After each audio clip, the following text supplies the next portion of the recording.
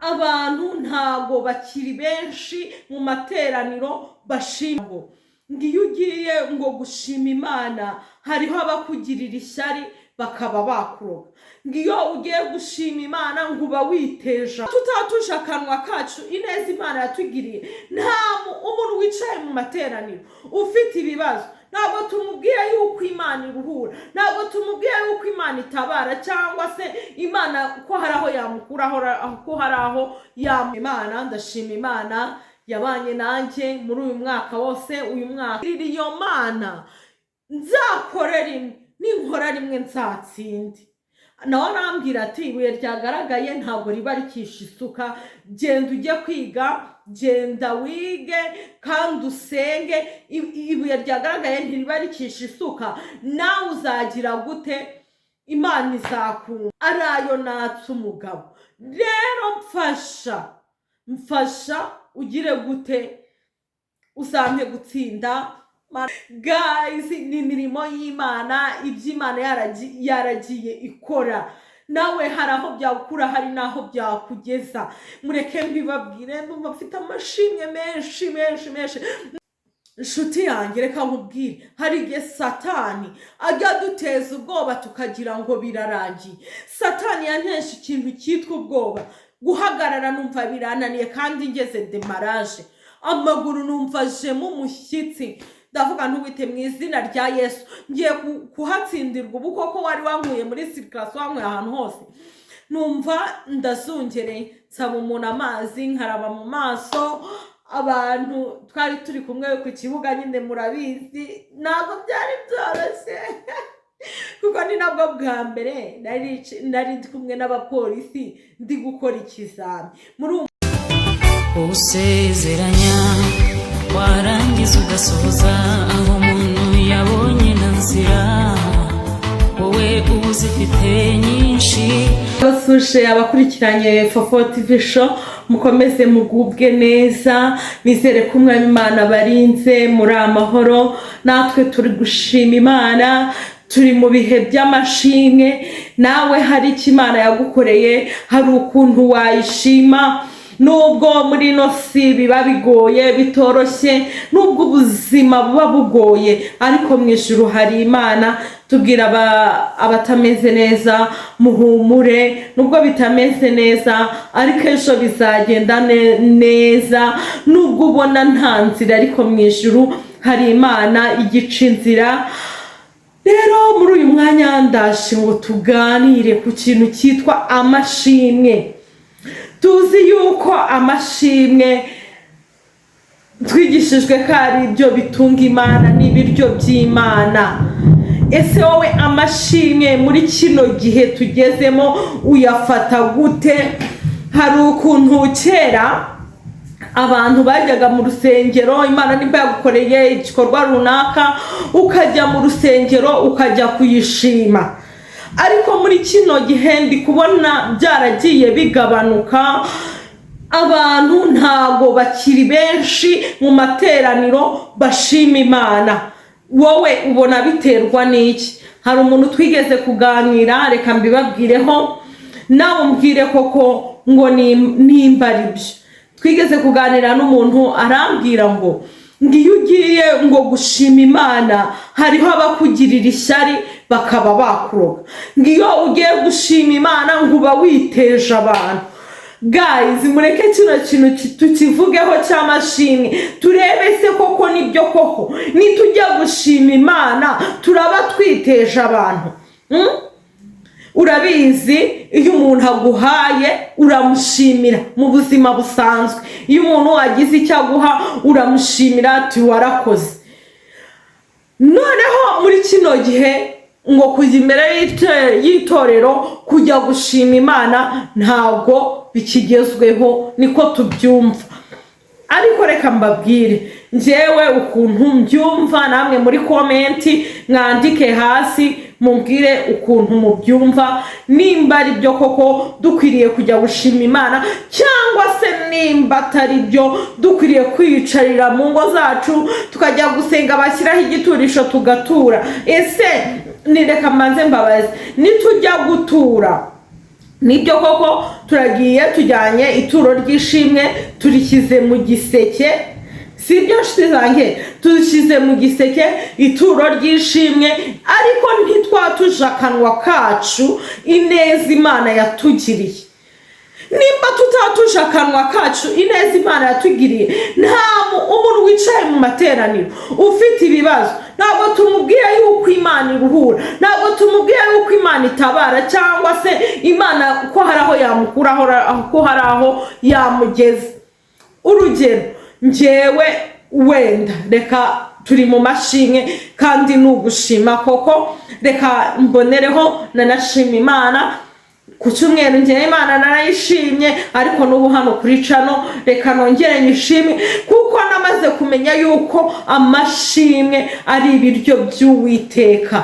Sibyo, nta nubwo ngewe mvuga ngo nimba ngiye gushima Imana ngo niteje abantu, oya, mvuze imirimo n'ibitangaza Imana yankoreye.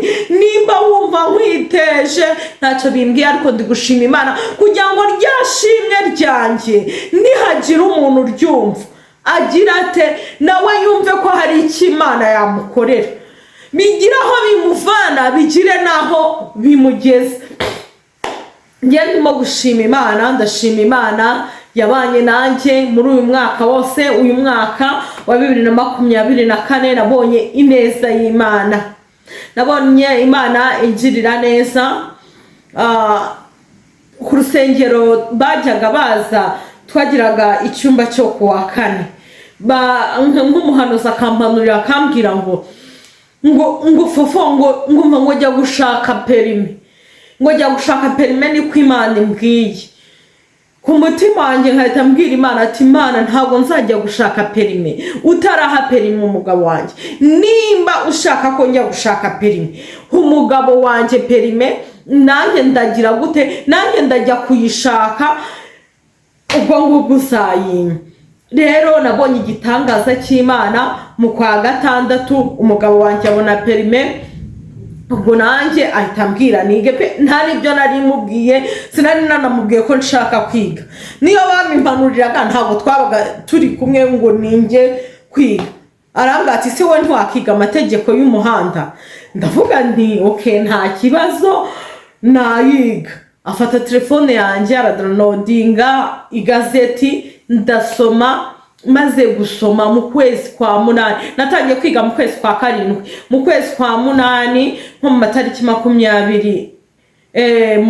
20 nibwo nagiye gukora nkorera online, nitatsinda nkoze rimwe icyubahiro. Ndavuga ati Imana we urakoze, ntabwo nari nzi ko nakigira kuri telefone, ninigira kuri telefone ngire gute mbe ndatsinze. Ariko kubera Imana dusenga, kubera Imana yavuganye natwe, haleluya, kubera Imana yavuganye natwe iba yiteguye gukora imirimo. Nimba hari icyo Imana iri kukubwira, inshuti yanjye reka gupinga, ahubwo wowe tangira ukore, kuko namenye yuko ngiye uteye intambwe ya mbere uwegera Kristo, nawe atera 99 aza gusanga.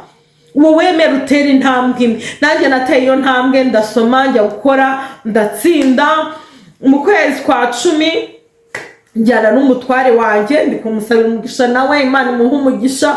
Nukuri yandwanyeho nta kintu namushinza. Ubwo ngubwo maze gusoma agize gute, turagiye aranjanye ku kibuga aho bigisha imodoka, aragenda ajya kunyishyurira, yishyura niga ukwezi kose.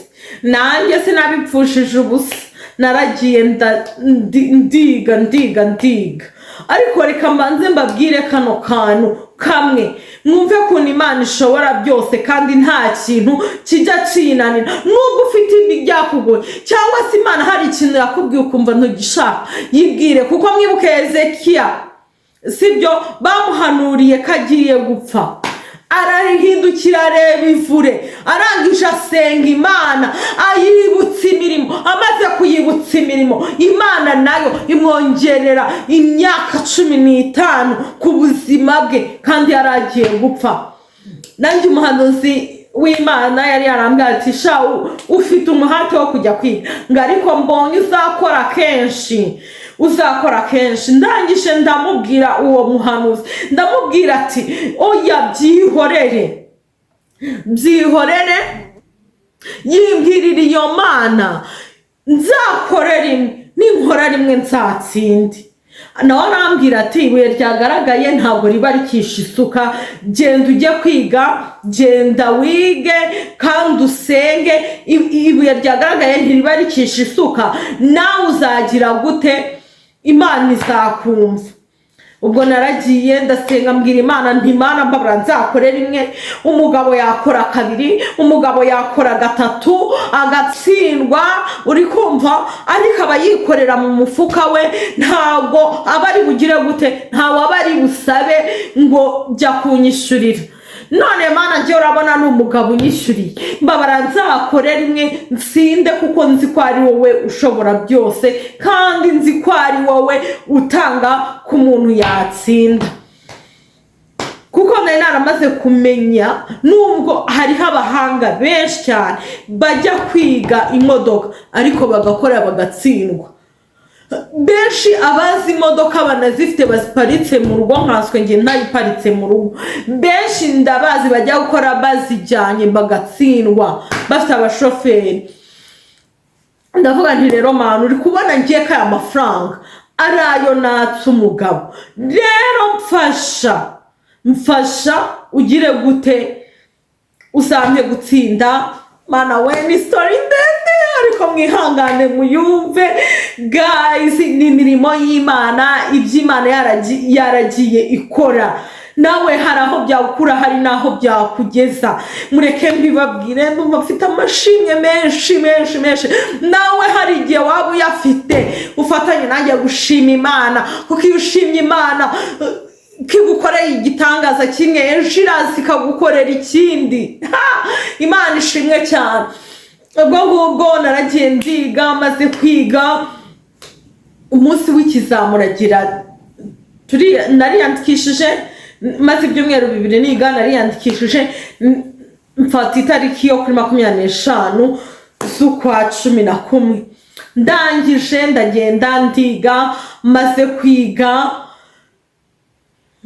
umunsi w'ikizamugeze ngiye gukora, Imana ibana nanjye, ariko buracya ndi bukore. Imodoka nari nigiyeho demarage, ntabwo mbese bari bayikuye mu kibuga, hajemo inshyashya ku mugoroba nyigiyemo kwihuguraho, numva wapi kwifunga, nkumva biri kugorana, nta hantu numva meze nk'umurwayi nababaye. Ariko buracya mu gitondo ndazinduka, urumva iryo joro naraye nababaye mfite agahinda, mvuga Mana ubu koko nzatsindirwa demarage. Njye numva ko hari abantu batsindirwa demarage, ubu koko nanjye niho nzatsindirwa. Mbwira Imana nti rero Mana mfasha, ube mu ruhande rwanjye, umbabarire sinzatsindirwe demarage, uzandengere. Kuko iryo joro nabuze ibitotsi, maze kubura ibitotsi negera Imana ndayibwira, hari 8:40 gutyo, ndayibwira nti Mana umukozi wawe aramubwira ngo ugiye gupfa. Noneho nanjye ndayibwira ntiyarahindukiye areba ivuri, arangije aragutakambira, arakwinginga ngo umuhe ubuzima, umwongereraho imyaka 15. None rero Mana nanjye ngiye gukora, reka igihe nari kuzatsindwa, aya masaha asigaye ariyo uyagira igihe nari kuzatsindirwaho, ningera mu kizami umpe intsinzi. Ndasenga, nsengera retroviseri, nsengera parikingi, nsengera circulation, nsengera T-cross, nsengera demarage. Ndangije ndaryama. Ubwo gukora kwari ukw'Imana, nge nta kindi kintu nari mfite narenzaho, ariko nukuri gukora kwari ukw'Imana. Buracya mu gitondo ndagenda ndihugura, maze kwihugura ngira gute, mbiharira Imana. Abapolisi baza kudutangiza ikizame, nca mu makona mbona ndabikoze, kandi harimo abari bari gutsindirwamo. Ndavuga nti Imana ushimwe, nubona ngeze circulation nkayivamo umbabarire, demarage simpatsindirwe, kuko murabizi abantu muri circulation niho bagenda bahira mbese batsindirwa.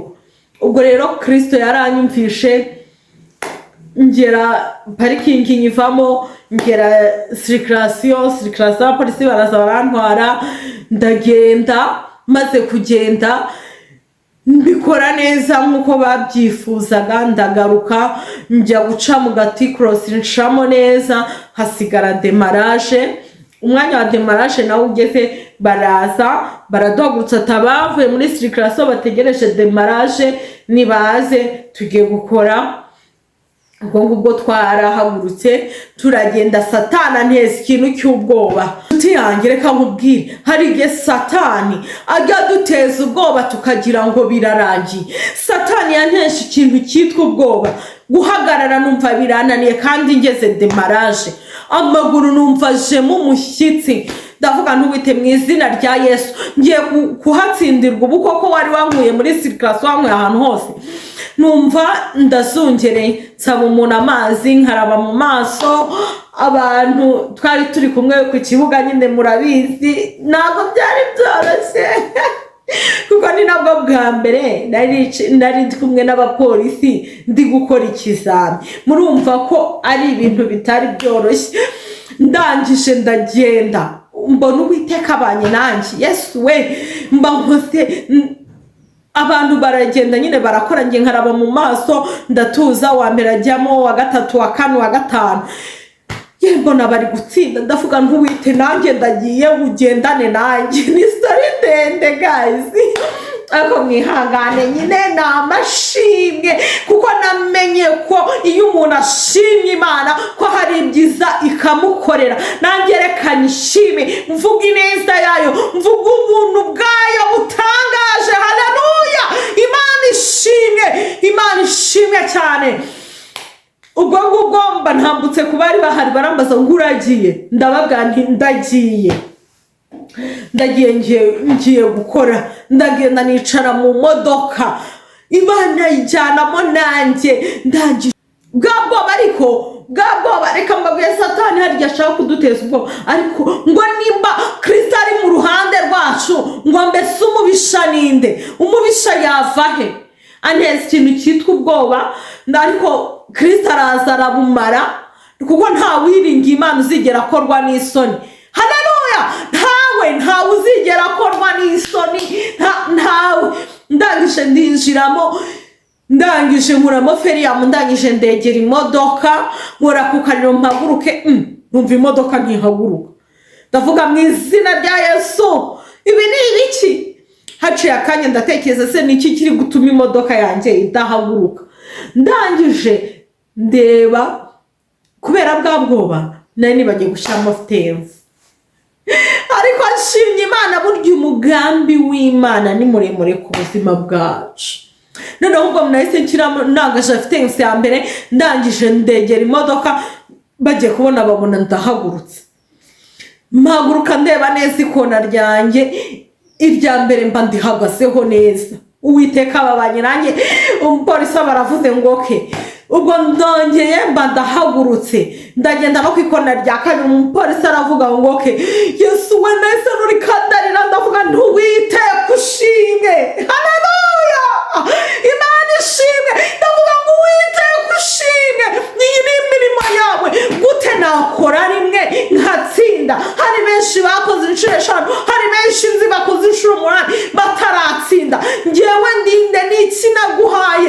Ariko ndavuga ntuwite, wumvisha gusenga kwanje. Imana ishimwe, ijya yumva gusenga kwacu, nawe senga. Bongera ubwira Uwiteka, kuko Uwiteka arumva. Imana ishimwe. Kristo yaranyumvishe, mba ntahanye perime, mba ndatsinze. Mva mu modoka mvuga ntushimwe Mana, ushimwe. Ubwo ngira igishimwe ryanjye, Imana yumve ko nyishimye, kuko yakoze ibirenze cyane. Ibyo umwana w'umuntu yari kunkorera ntawe ari kunkura hariya, niyo yahanguye. Haleluya! Ngizatanga ingabo nyinshi zipfe ku bwacu. Haleluya! Imana ishimwe, kije gutanga ingabo nyinshi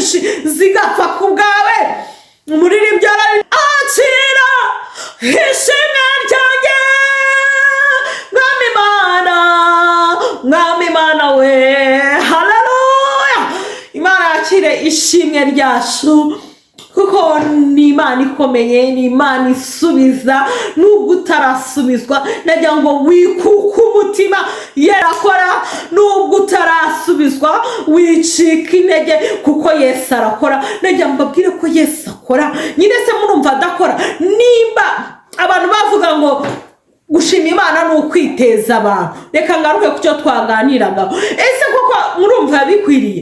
Nimba mvuze rino shimwe ryanjye hari ukoze gatatu, ariko ndamwe ndasenge kuko nanjye Imana narasenze iramfasha, sibyo? Muhaye umuvuno wo kugira ngo agire gute nawe agenda bikore. Ubwo se nagenda agasenga ejo ntazagenda agatsinda? Mujye mushima Imana kuko hari abantu birema umutima. Njyewe numva umuntu ashima Imana numva nyine hari aho binkuye, hari naho bingejeje. Rero inshuti zanjye mukomeje kunkurikirana, mukomeze mudukurikirane. Abatarakora subscribe mukore subscribe, muduhe like, share, comment, mukomeze mubane natwe. Nukuri Kristo aracyakora nubwo warucitse intege. Ndakubwiye ngo komera kuko Yesu aracyakora. Yesu afite imbaraga, Yesu afite ubushobozi, Yesu aracyakora. Mukomeze mugubwe neza. Abarwayi ndababwiye mukomere musenge Imana kuko Imana irakiza. Imana irakiza, yiteguye kubakiza. Nawe utameze neza ihangane kuko ubuzima n'ejo bwagenda neza. Imana yakora ibitangaza. Ngaho mugubwe neza, mugire umunsi mwiza. Ciao ciao.